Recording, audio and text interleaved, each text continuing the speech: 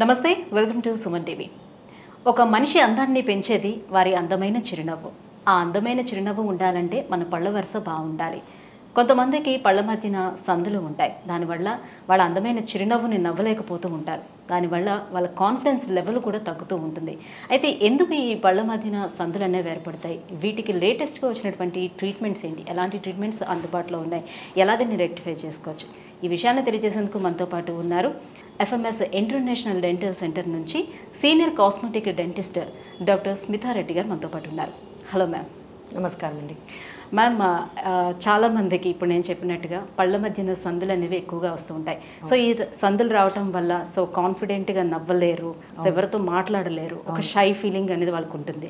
So దీన్ని సరి చేసుకోవాలంటే ప్రజెంట్ మనకి ఎటువంటి ట్రీట్మెంట్స్ అందుబాటులో ఉన్నాయి? బిఫోర్ దట్ అసలు ఈ సందులు రావడానికి రీజన్స్ ఏమై ఉంటాయి? సందులు అనేది వేరియస్ రీజన్స్ ఉంటాయమ్మా. మేబీ జెనెటిక్ కండిషన్ వల్ల కూడా పళ్ళ మధ్యలో సందులు రావటం కానీ, ఏదన్నా పైన చిగురుకి టీత్కి అటాచ్మెంట్ ఉంటుంది, గమ్ అటాచ్మెంట్, అది ఒకవేళ హైగా ఉన్నప్పుడు కూడా అది సందులు ఏర్పడతాయి. అండ్ గమ్స్ మంచిగా లేకపోవడం కానీ, వీక్ ఉండడం వల్ల కూడా వేరియస్ రకాల వల్ల కూడా సందులు ఏర్పడతాయి. సో కొంతమందికి ఏమో 1-2 పళ్ళ మధ్యలో సందులు ఉంటాయి, కొందరికేమో చాలా పళ్ళల మధ్యలో సందులు ఉంటాయి. దానికోసము మనం యూజువలీ అయితే ఫస్ట్ ఆప్షన్ మనం బ్రేసెస్, అదే ట్రీట్మెంట్ మనం సజెస్ట్ చేయాలి. కానీ ఒకవేళ పరిస్థితుల వల్ల కాకపోతే మనం కాస్మెటిక్ ట్రీట్మెంట్, కాంపోజిట్ ఫిల్లింగ్స్ కానీ, కాంపోజిట్ లామినేట్స్ కానీ, సెరామిక్ లామినేట్స్ కానీ మనం సజెస్ట్ చేయవచ్చు. ఈ కాంపోజిట్ ఫిల్లింగ్స్ అనేది రెజిన్ మెటీరియల్ తోటి తయారవుతుంది. సో దాంట్లో డైరెక్ట్ ఉంది, ఇండైరెక్ట్ కూడా ఉంది. సో డైరెక్ట్ అంటేనేమో పేషెంట్ నోట్లోనే డైరెక్ట్గా చేయడము, దాంతో గ్యాప్స్ ఫిల్అప్ అవుతాయి. సో దాన్ని డైరెక్ట్ అంటాము. ఇంకొకటి ఏంటంటే ఇండైరెక్ట్, అంటే సెరామిక్ లామినేట్స్. సెరామిక్ లామినేట్స్ అంటే దాన్ని పోర్సిలైన్ కూడా అంటారు. దాన్ని ఏంటంటే అది ల్యాబ్లో రెడీ అవుతుంది, అది తీసుకొచ్చి సిమెంట్ ద్వారా మనము దాన్ని ఫిక్స్ చేస్తాం. దీంట్లో ఈమాక్స్ అని ఉంది, జిర్కోనియా లామినేట్స్ అని కూడా ఉన్నాయి. ఈమాక్స్ లామినేట్స్ అంటే అది ట్రాన్స్లూసెంట్ మెటీరియల్ లాగా ఉంటుంది. సో ఎక్కువ మనకి న్యాచురల్గా లుక్ ఇస్తుంది. సో ఎక్కువ మనము యాక్టర్స్లు వీళ్ళని చూస్తే మనము సెరామిక్ లామినేట్స్ ఎక్కువ వాళ్ళు పెట్టుకుంటారు. సో అది ఎక్కువ ట్రాన్స్లూసెంట్ మెటీరియల్ అయ్యేసరికి మనం ఎవరు గుర్తుపట్టలేరు. సో న్యాచురల్గా అంటే కాంపోజిట్ ఫిల్లింగ్స్ అనేది కొంచెం అన్యాచురల్గా కనిపిస్తుందా పెట్టుకునేటప్పుడు? ఏం లేదు, అది కూడా మంచిగా న్యాచురల్గానే ఉంటుంది. కానీ ఏంటంటే మనము ఇప్పుడు ఆ పోర్సిలిన్ ఉన్నంత షైన్ మనం లాంగ్ టర్మ్గా మనము ఈ కాంపోజిట్ ద్వారా మనం అంత ఇవ్వలేము. లాంగ్ లాస్టింగ్ కూడా పోర్సిలిన్ లామినేట్స్ ఎక్కువ లాంగ్ లాస్టింగ్ ఉంటాయి ఈ కాంపోజిట్ లామినేట్స్ కంటే కూడా. కానీ రెండు మంచిగానే ఉంటాయి. సో పోర్సిలైన్ లామినేట్స్ అనేది కొంచెం కాస్ట్ ఎక్కువగా ఉంటుందా? దాన్ని అందరూ బేర్ చేయగలుగుతారా? సో మన్నిక అనేది ఏది ఎక్కువగా ఉంటుంది? కాంపోజిట్ కంటే కూడా ఈ సెరామిక్ లామినేట్స్ కొంచెం హైయర్ ఎండ్ ఉంటుంది. కానీ బేర్ చేయొచ్చు, అంత బేర్ చేయరాంది అన్నట్టు ఏం ఉండదు. లాంగ్ టర్మ్ చూసుకుంటే సెరామిక్ లామినేట్సే లాంగ్ లైఫ్ ఉంటుంది. యూజువలీ 10 to 15 years వరకు ఉంటుంది. ఈ కాంపోజిట్ మాత్రం 5 to 10 years వరకు మనము గ్యారంటీ ఇవ్వగలుగుతాము. అండ్ ప్లస్ కొంచెం డెలికేట్గా కూడా ఉండాలి, ఎక్కువ హార్డ్గా కూడా మనం ఏం బైట్ చేయలేము, ఈవెన్ సెరామిక్ కానీ కాంపోజిట్స్ కానీ. సో ఆ జాగ్రత్తలు మనం కొంచెం పాటివ్వాల్సి వస్తుంది. అండ్ ఈ కాంపోజిట్స్ అనేది కొంచెం ఏదైనా కలర్ డ్రింక్స్ కానీ, కూల్ డ్రింక్స్ కానీ, మన ఫుడ్లోనే పసుపు ఉంటుంది. సో దానివల్ల కూడా స్టెయినింగ్ అనేది ఛాన్సెస్ ఎక్కువ ఉంటాయి. సో లాంగ్ టర్మ్ దాని ఈ డ్రాబ్యాక్స్ ఈ సెరామిక్ లామినేట్స్లో లేవు. ఓకే. సో అది డెఫినెట్గా ఒక అడ్వాంటేజ్. సో కాంపోజిట్ కానీ సిరామిక్ కానీ ఈ రెండు కూడా పెట్టించుకోవడానికి ఎన్ని సిట్టింగ్స్ పడుతుందంటారు? కాంపోజిట్ అయితే డైరెక్ట్ కాంపోజిట్ అయితే సింగిల్ సిట్టింగ్లో అయిపోతుందండి. పేషెంట్ రాగానే మనం చూసి చెప్పి, మనం కావాలంటే ఒక మాకప్ మనం చూపివ్వచ్చు, అంటే ఇలా ఇలా వస్తుంది, ఇలా గ్యాప్స్ క్లోజ్ అవుతే ఇలా అవుతుంది అని. ఓకే అనుకుంటే డైరెక్ట్గా మనం పేషెంట్ సింగిల్ సిట్టింగ్లో చేసేయచ్చు. కానీ సెరామిక్ లామినేట్స్ మాత్రం ఫస్ట్ మనం కొంచెం ఎనామిల్ అనేది కొంచెం గ్రైండ్ చేయాల్సి వస్తుంది. ఒక 0.3 to 0.5 millimeter థిన్ ఎనామిల్ మనం గ్రైండ్ చేసి దాన్ని అచ్చు తీసుకొని ల్యాబ్కి పంపివ్వాలి. ఆ ల్యాబ్లో రెడీ అవుతుంది, అది తీసుకొచ్చి ఆ షీట్స్ మనము సిమెంట్ ద్వారా మనం అతికివ్వాలి.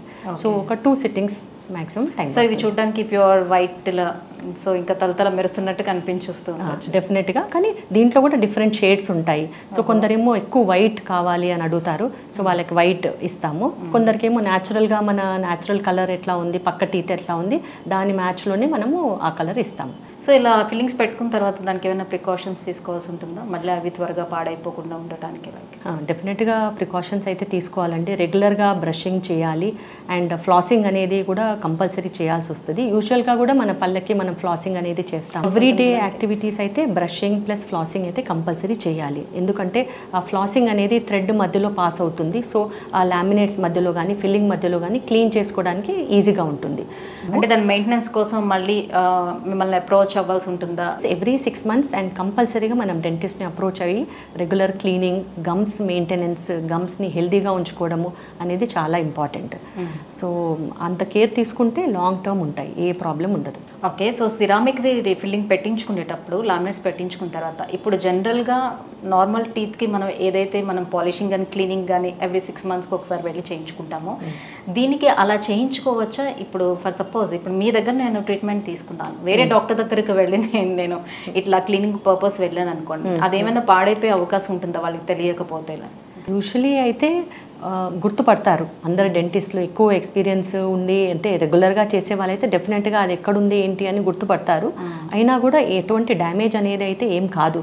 సో ఇప్పుడు తినే పదార్థాల్లోని ఏమైనా చేంజెస్ చేసుకోవాల్సి ఉంటుందా? లైక్ కొన్ని గట్టి పదార్థాలు ఏమైనా తీసుకునేటప్పుడు మనం చేయించుకునే ఫిల్లింగ్ ఏమైనా పాడైపోతుందా? ఎలాంటి పదార్థాలని అవాయిడ్ చేసుకోవాల్సి ఉంటుంది? అదే మనము హార్డ్ స్టఫ్ అయితే మనం బైట్ చేయొద్దు ఫ్రంట్ టీత్ నుంచి. కొంచెం కేర్ఫుల్గా ఉండాలి. ఎప్పుడైనా బ్యాక్ ఆఫ్ ద మైండ్లో మనం గుర్తుపెట్టుకోవాలి, ఇది మనది ఒరిజినల్ టీత్ కాదు, ఇవి ఫిల్లింగ్స్ అని చెప్పేసి. సో కొంచెం గట్టి పదార్థాలు అనేది కొరకకుండా మనం జాగ్రత్త పడాలి.